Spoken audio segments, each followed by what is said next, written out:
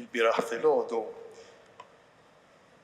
bat message il-Father Richard qedlu inti x'qari ser tippreparaw, ser tagħmlu, ser tażlu għal għada għall-lum għall-qudiesa. U Father Richard bat lura message b'wieħed ieħor kien fih miktub dan li se ngħidilkom għalli bħas-soltu l-Knisja ħasbet biex tażel l-aħjar qari, l-iktar qari li huwa adattat għal din iċ-ċirkostanza, għal bidu tal-ministeru tiegħu bħala arċipriet ta' din il-parroċċja. Fil-fatt, ma nafx jekk kienu tajtux għalkemm mhux hekk ikun hemm ħafna distrazzjonijiet. Il-qari tal-lum u proprju qari magħmul għal min għandu xi responsabilità. U mod speċjali għalina li l-mulej għażilna f'isem il-mulej Ġesu biex inwasslu l-kelma biex niċċelebraw l-Ewkaristija. Biex ngħinu lill-poplu, ngħinu lilkom timxu lejh. Imma mhux għalina biss, dan il-qari wkoll għal kull wieħed u kull waħda minnkom għax kollha kemm aħna għandna xi tip ta' responsabilità fil-ħajja. U jagħtina, jekk ikolli niġbru fil-qosor, jagħtina tliet xbijat. Tliet xbijat, jagħtina xbija tal-om li tredda u ju tredda tħaddan it-tarbija tagħha. Jagħtina xbija tal-ħaddiem dak li jaħdem lejl u nar mingħajr ma jaqta'.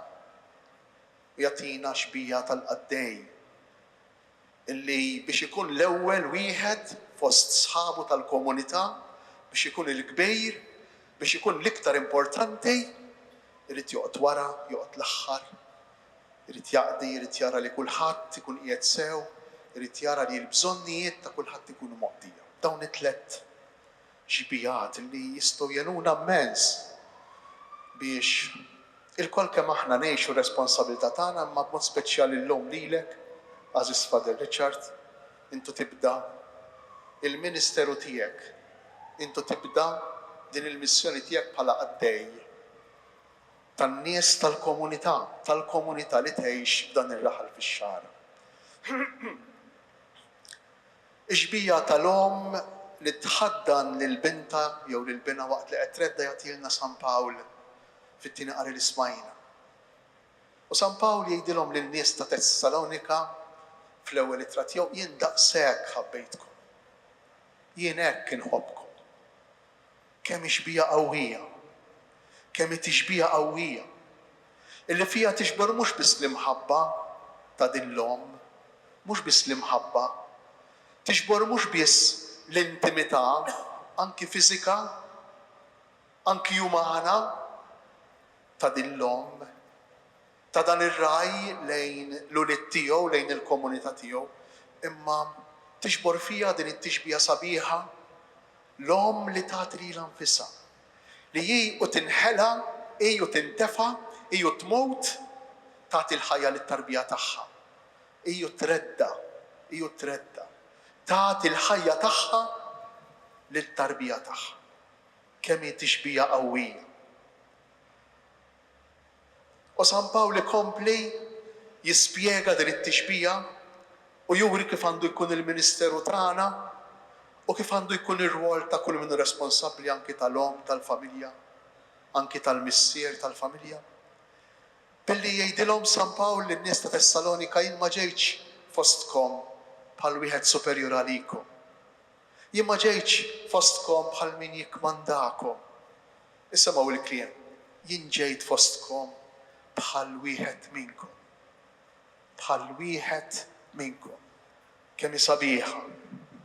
U tant kien wieħed minnhom San Pawl li jkompli jgħidilhom jien ma bejt lil ħadd lanqas bil-pejs tar-responsabilità tal-għajxien tiegħi għax ipprovdejt jien bil-ħidma ta' jdejja biex naqdi dan il-bżonn daqshekk uman u daqshekk bażiku.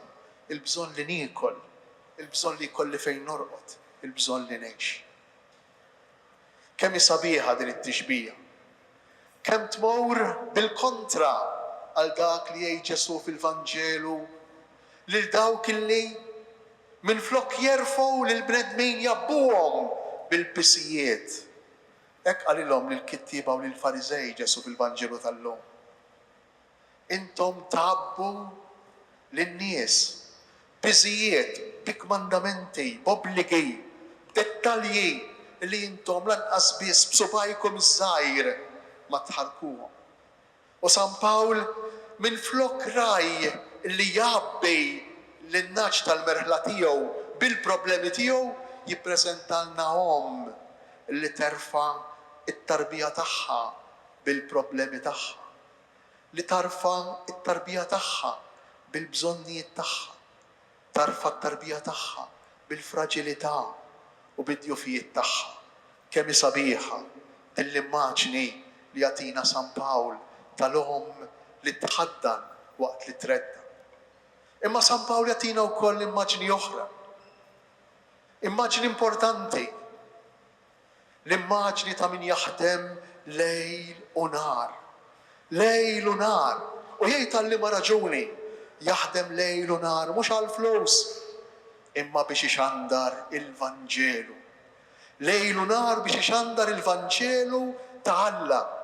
Jgħidha ċar San Pawl, mhux il-Vanġelu tiegħu u jgħidha fl-ittra lill-Galatej mod qawwi. Ma ġejtx inxandar xi Vanġelu tiegħi, imma ġejt inxandar il-Vanġelu ta' Alla. Lejl u nar, bil-lejl u binar, fil-bnazzi u fil-maltemp, fil-kwiet u fl-inkwiet. Jalla l-aqwa li jixxandar il-Vanġelu ta' Alla.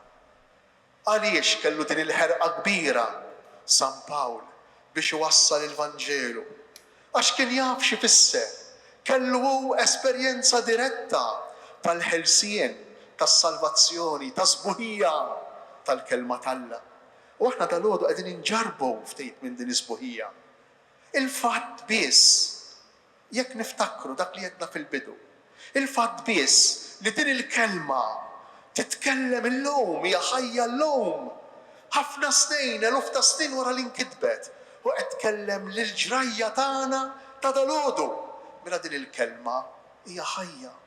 Din il-kelma mhix miktuba storja, ktieb li taqra bħala passatemp, imma din il-kelma hi kelma li tanti importanti li tispiċċa aktar utli u aktar tixtieqha milli tixtieq in-nifs tal-ħajja għax tagħtik is-sens, tagħtik is-sinifikat, tagħtik il-verità fuq l-esperjenza li int qed tgħix bħalissa. U allura kull wieħed u kull waħda minna, imma fuq kollox ir-raj, fuq kollox l-arċipriet ta' parroċċa. U imsejjaħ illi bil-ħerqa, bil-lejl u binar, bl-entużjażmu iwassal din il-kelma.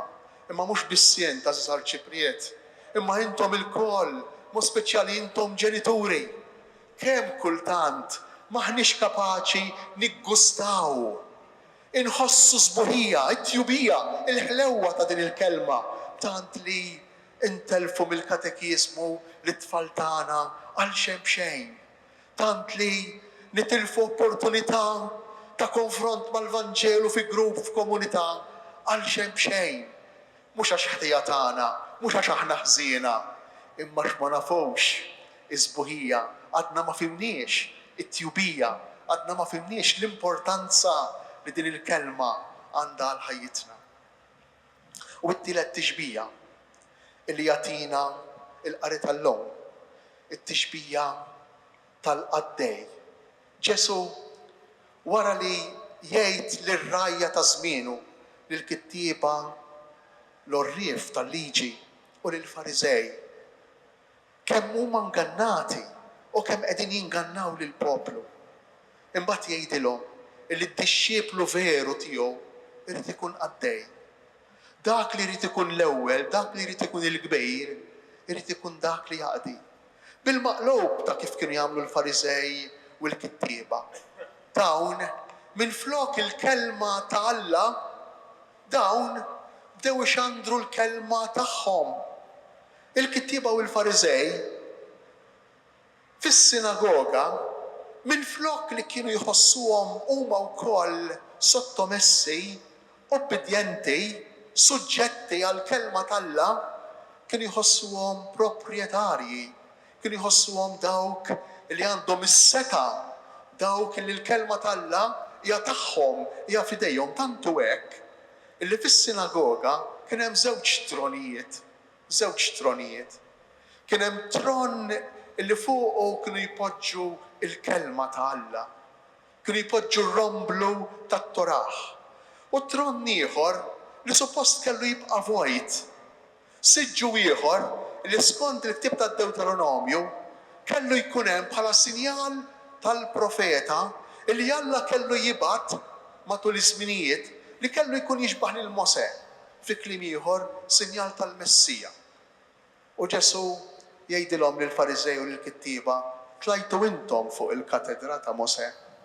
Tlajtu intom fuq dak is-siġġu, ma ħallejtuhx vojt dak is-siġġu bħala sinjal tal-awtorità tal-kelma li tiġi minn Ġesu Kristu, li tiġi mill-Messija li għandu jiġi. Tlajtu intom fuqha. Bdew ixandru l-kelma tagħhom u mhux iktar sottomessi huma l-koll għall-kelma ta' Alla. Kemm hija ta' talima lina l-koll aħna s-saċerdoti b'mod speċjali, imma mhux biss. Kemm ta' talima li aħna nitalmu li maħniex il-mexxejja, maħniex il-mulej, maħniex is-sinjur, maħniex il-missier għalkemm jgħidulna u x'hekk mexxejja, jgħidulna professuri, jgħidulna fader, missirijiet. Ġesu jgħidilna issejħu lil ħadd missier, issejħu lil ħadd mulej, rabbi, lil ħadd issejħu mulej.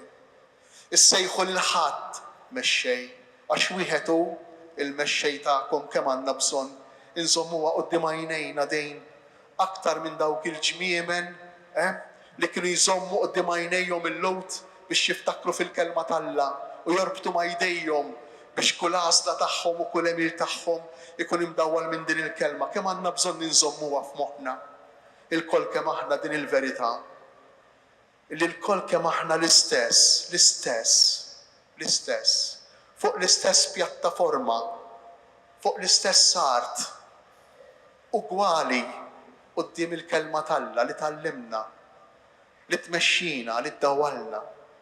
U allura is-saċerdot l-arċipriet ma jistax ikun ħlief jekk mhux il-qaddej ta' din il-kelma, il-qaddej tan-nies, tal-komunità, il-qaddej tal-merħla li tfittex din il-kelma, li tfittex il-merat tajba ta' din il-kelma, l-ilma bnejn, l-ilma ġieri ta' din il-kelma. Ejjew nitolbu lill-mulej dal-għodu. Ejjew nitolbu lill-mulej dal-għodu biex din il-festa li qegħdin nagħmlu, li jixraq li nagħmlu fil-bidu tal-Ministeru tal-Arċipriet il-ġdejd ta' din il-parroċċa, Father Richard.